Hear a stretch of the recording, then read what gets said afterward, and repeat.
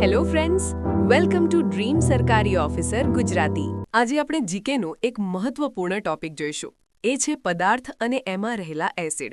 હવે ઘણી વખત એક્ઝામની અંદર આ ટાઈપના ક્વેશ્ચન બનતા હોય છે કે ભાઈ લીંબુમાં કયો એસિડ રહેલો હોય છે, ટામેટામાં કયો એસિડ રહેલો હોય છે, ખાટા ફળોમાં કયો એસિડ રહેલો હોય છે, ફળોના રસમાં કયો એસિડ રહેલો હોય છે, કીડીના ડંખમાં કયો એસિડ રહેલો હોય છે. આ ટાઈપના ક્વેશ્ચન અવારનવાર બનતા હોય છે. તો આજના લેક્ચરમાં બસ આપણે એ ટોપિક કમ્પ્લીટ કરીશું. તો શરૂઆત કરીએ છીએ એ ટોપિકની.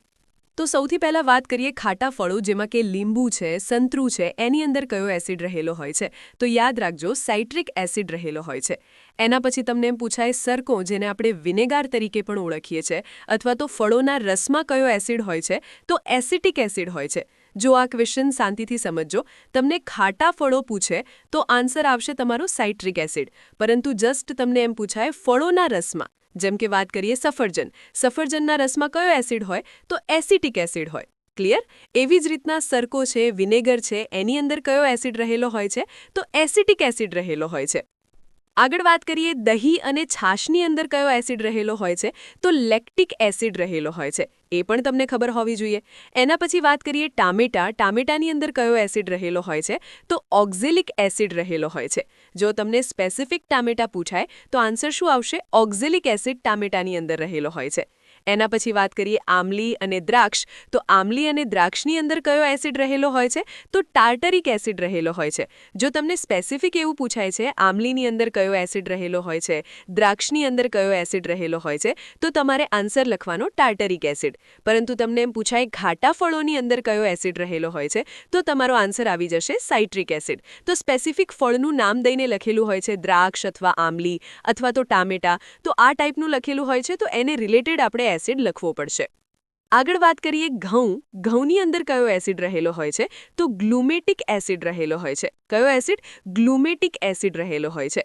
આગળ વાત કરીએ ઘાસ છે, પાંદડું છે, મૂત્ર છે, એની અંદર કયો એસિડ રહેલો હોય છે. તો બેન્ઝોઇક એસિડ રહેલો હોય છે. કયો? બેન્ઝોઇક એસિડ રહેલો હોય છે. એના પછી વાત કરીએ આમળાની અંદર કયો એસિડ રહેલો હોય છે. તો એસ્કોર્બિક એસિડ રહેલો હોય છે. કયો? એસ્કોર્બિક એસિડ રહેલો હોય છે. આગળ વાત કરીએ કીડી છે, મધમાખી છે, પછી કૌવચ છે, એના ડંખમાં કયો એસિડ રહેલો હોય છે. તો ફોર્મિક એસિડ રહેલો હોય છે. તમને ઓપ્શનમાં ફોર્મિક એસિડ નહીં આપેલું હોય તો એક બીજો શબ્દ આપેલો હશે, મિથેનોઇક એસિડ. તો જો આ બંને શબ્દો યાદ રાખજો, કાં તો મિથેનોઇક એસિડ હશે કાં તો ફોર્મિક એસિડ હશે. બંનેનો અર્થ એક જ થાય છે. ઓકે, તમે અણુસૂત્ર જુઓ તો એક જ હોય પરંતુ નામ અલગ અલગ છે. બે નામથી ઓળખાય છે. ફોર્મિક એસિડ તરીકે પણ ઓળખાય અને મિથેનોઇક એસિડ તરીકે પણ ઓળખાય છે. તો યાદ રાખજો, કીડી, મધમાખી, કૌવચ, એના ડંખમાં ફોર્મિક એસિડ અથવા તો મિથેનોઇક એસિડ રહેલો હોય છે. ઓકે, તો આટલા તો તમારે ખાસ કરીને એસિડ છે યાદ રાખી લેવાના.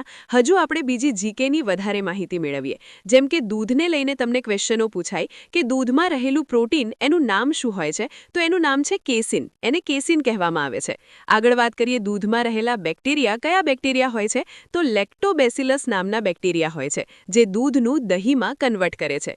આગળ વાત કરીએ દૂધમાં કયો એસિડ રહેલો હોય છે. તો આગળ આપણે જોઈ ગયા લેક્ટિક એસિડ રહેલો હોય છે. કયો? લેક્ટિક એસિડ રહેલો હોય છે. દૂધમાં પણ હોય છે, દહીંમાં પણ હોય છે. કયો એસિડ હોય છે? લેક્ટિક એસિડ હોય છે. આગળ વાત કરીએ સ્તનપાન કરાવતી માતાના દૂધમાં કયું તત્વ જોવા મળશે. તો રેનિન નામનું તત્વ જોવા મળશે. કયું? રેનિન નામનું તત્વ જોવા મળશે.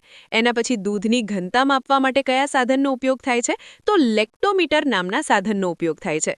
તો દૂધને લઈને અવારનવાર આ ટાઈપના ક્વેશ્ચન બનતા હોય છે. તો આ ક્વેશ્ચનો પણ તમારે ખાસ કરીને યાદ રાખવાના છે.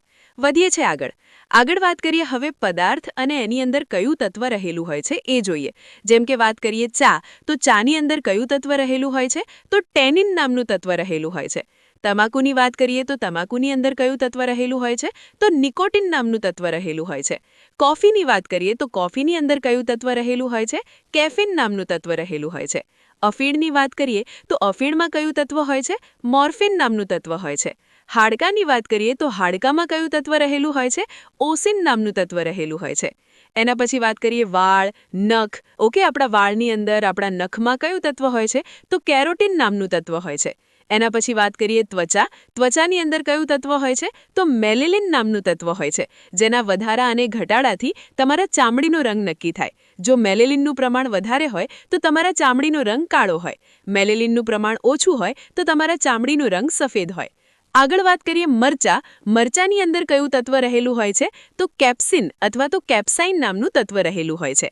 તો આવા નવા આ ટાઈપના ક્વેશ્ચન પણ એક્ઝામની અંદર બનતા હોય છે, તો આ પણ આપણે ખાસ કરીને યાદ રાખીશું. ઓકે, તો આ સાથે આપણો આજનો જીકેનો વિડીયો અહીંયા પૂરો થાય છે. મળીશું નેક્સ્ટ જીકેના વિડીયોમાં. ત્યાં સુધી વાંચતા રહો. All the best. મળીશું નેક્સ્ટ લેક્ચરમાં. જય હિન્દ, જય ભારત.